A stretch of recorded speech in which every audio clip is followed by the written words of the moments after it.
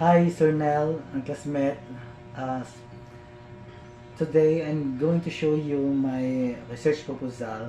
Since my presentation is quite long, please allow me to discuss the important details of my presentation. Okay, shall we start?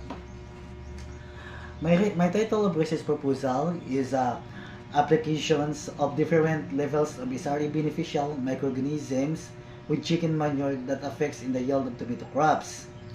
I choose to study the tomato crops and SRS BMO because SRE BMO is exclusive only for the sugarcane. Kag wala pa sang study nga ginagamit siya sa vegetables like tomato crops. So I'll try it. Okay. So chapter 1, my introduction. Tomato or Solanum lycopersicum is grown practically in every country of the world in outdoor fields, greenhouses, and net houses. The leading tomato producing countries in the world are China, India, USA, Turkey, Egypt, Iran, Italy, Spain, and Brazil. It occupies an area of about 4.73 million hectares with a production of 163.96 milestones in the world. It is the world's three largest vegetable crops after potato and onion. Tomato is the most widely cultivated crop in India. Tomato is a very important vegetable crop regarding both income and nutrition. Tomato are predominantly summer crops, but it can be cultivated throughout the year, and its fruits contain vitamin A and C and antioxidant in abundance quantity. Due to the unique properties contained in its fruit, tomato demand remains almost the same throughout the year.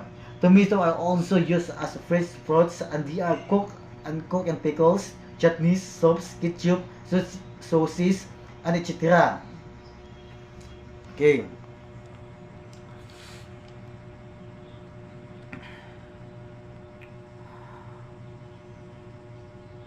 Mm, tomato tomato is a popularly known as kamatis in the Philippines. Is a savory typical red edible fruit as well as the plant which bears it. The tomato fruit is consumed in diverse ways, including raw as an ingredient in many dishes, sauces, and drinks. While it botanically fruit, it is considered a vegetable culinary purposes, which has caused some confusion.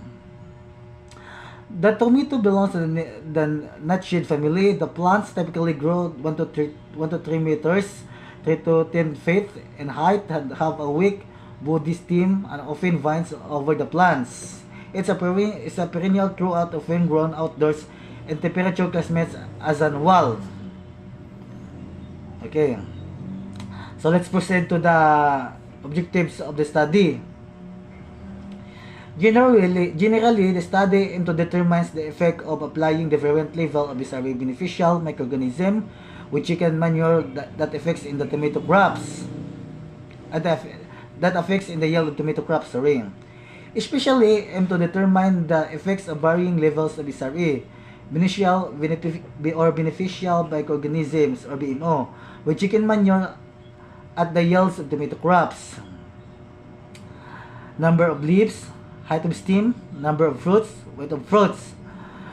To compare the effects of varying levels of SRA beneficial microorganism with chicken manure at the yields of tomato crops, number of BLs, height of stem, number of fruits, weight of fruits. Statement of hypothesis: there is no significant in the yields of tomato crop as affected by the varying levels of SRA beneficial microorganism with chicken manure. Scope and limitations of the study. The study is to be conducted at Barangay Fabrica, Sagay City, Negros Occidental from July 2023 to April 2023. The experimental was studied was based on yield tomato crops as affected by the varying levels of SRE beneficial microorganisms in terms of the number of leaves, height, and stem, number of fruits, and weight fruits. The significance of the study. Farmers, the result for farmers, the result of this serve as a guide to tomato planters in choosing the best amount of levels of SRS beneficial microorganism or BMO that could produce a good yields of tomato crops production. It can lessen the chemical substances like synthetic fertilizer that could cause bad effects to the health of consumer and sustaining the good health of the farmers. It can also lessen the expenses of foregoing tomato crops. For students, the result of the experimental study will guide and encourage students to conduct more research and going to organic practices. To Agricultural Department, the written study will be used as instructional materials for the extension program of the department to the farmers, tomato growers, and community. Okay. Shall we proceed to the chapter 3 of the methodology? In this study, purchase of tomato seeds was the first thing to do and purchase the pots needed for the seeds to grow, followed by the preparation of area preparation at Barangay Fabrica, Sagay City, Negros Occidental. The analyze solved from wala na, sorry. Wala na, cut na. These are the materials that we're going to use for the study. Number 1 is seeds, pots, pure soil, beneficial microorganism or BMO, bulo, water, beaver, funnel, peel, weighing scale, tape measure, sprinkler, molasses, bamboo stick, beaker, chicken manure. Experimental design. An area of 80 meters squared, the experimental was laid out in the randomized complete block farm or RCBD. There were 5 treatments replicated 4 times in 4 blocks of 8 experimental units. The distance between blocks is 2 meters with a 1 meter wide and 1 meter distance between experimental units. Okay. So this is the examples of my layout. Okay. Treatment 1 serve as the negative control, then treatment 2, 200 ml beneficial microorganism chicken manure, treatment 3, 200 ml beneficial microorganism chicken manure, treatment 4, 100 ml beneficial microorganism of chicken manure, then treatment 5 is pure beneficial microorganism. There were 5 treatments replicated 4 times. Each treatment had 4 experimental units. Further, the amount of beneficial microorganism incorporated into treatment 4 was 100 ml beneficial microorganism with chicken manure. Treatment 5 had pure beneficial microorganism. Treatment 3 has 200 beneficial microorganism with chicken manure. Treatment 1 is negative control. And treatment 2 had the 300 beneficial microorganism with chicken manure. Okay. The cultural management, okay, the first land preparation. Prepared 80 pieces of pots and collected pure salts in area where the preparation was conducted and collected chicken manure nearby poultry farm area.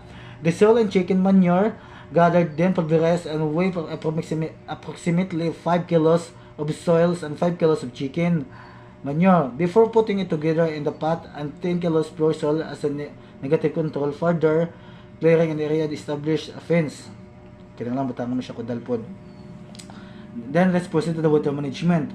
Use the sprinkler as the watering tool. The moisture of the soil was managed to maintain the continuing growth of the tomato crops. The recommended practice was 2 times a day of water to drought of the soil, to avoid drought of the soil.